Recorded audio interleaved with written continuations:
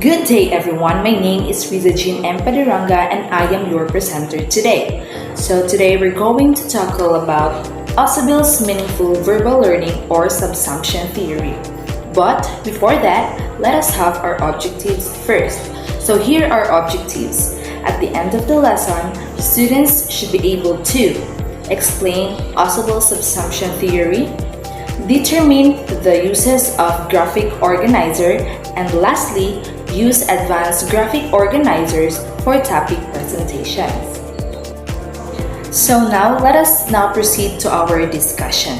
So in Ausubel's subsumption theory, it has four processes for meaningful learning. First, we have derivative subsumption. In this phrase, it describes a situation called subsumption, where new information is learned by relating it to concepts that you already understand. In other words, you recognize that the new idea fits under or is an example of something you've previously learned, making it easier to remember and understand.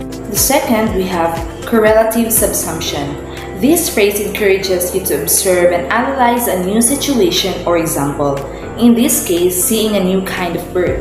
It helps illustrate how new information can be understood by comparing it to what you already know about birds. You notice familiar traits but also new ones, which helps you expand or adjust your existing concept of what a bird can be.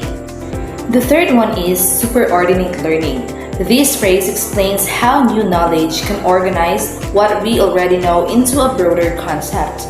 The child already recognizes bananas, mangoes, and other fruits individually, but doesn't yet understand that they all belong to the same category, fruits. When the child learns this, she connects familiar examples to a new general idea, showing how concept formation and meaningful learning happen. And the last one is combinatorial learning. This phrase describes integrative reconciliation, a process where new learned information connects with what you already know, allowing both ideas to become clearer and more meaningful.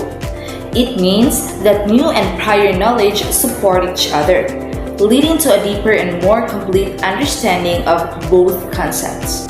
Next, we have the advanced organizers. So what is advanced organizers? This refers to an advanced organizer or motivational activity used before teaching a new lesson or topic. It's basically a short activity, question, or discussion that helps students get ready to learn.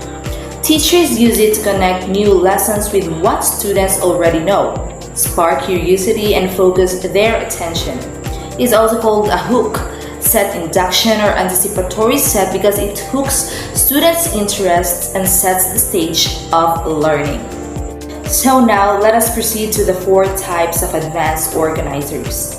First, we have the expository.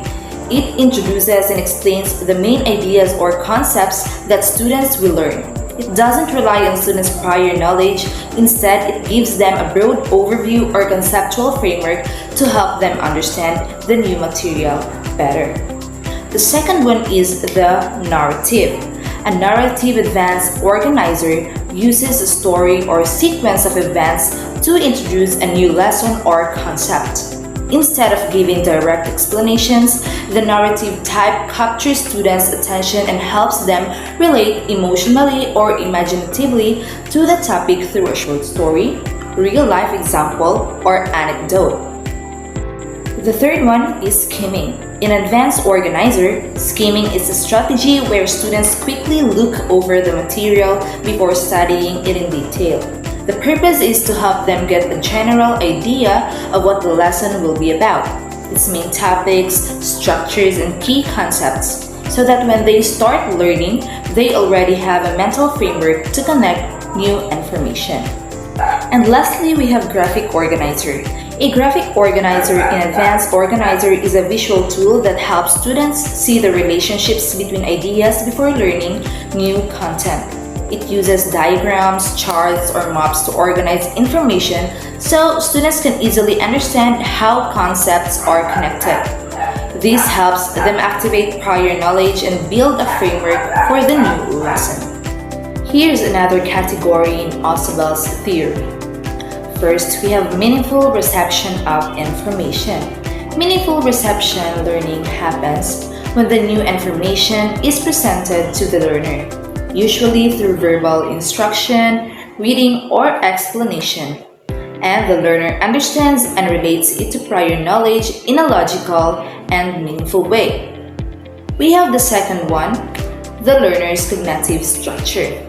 The learner's cognitive structure is the organized body of knowledge already in the mind that serves as the foundation for attaching and understanding new information meaningfully. The third one is use of advanced graphic organizers. They serve as visual tools that show the relationships between ideas and concepts. By presenting the overall structure of a topic before learning begins, graphic organizers help students connect new knowledge with what they already know. This makes learning more organized, clear, and easier to retain, supporting Ausubel's idea that meaningful learning happens when new information is linked to existing knowledge. And lastly, we have subsumption. Subsumption in Ausubel's theory means the process of relating new information to relevant ideas already existing in the learner's cognitive structure, making learning meaningful rather than rote. And that would be all for my topic. Thank you for listening.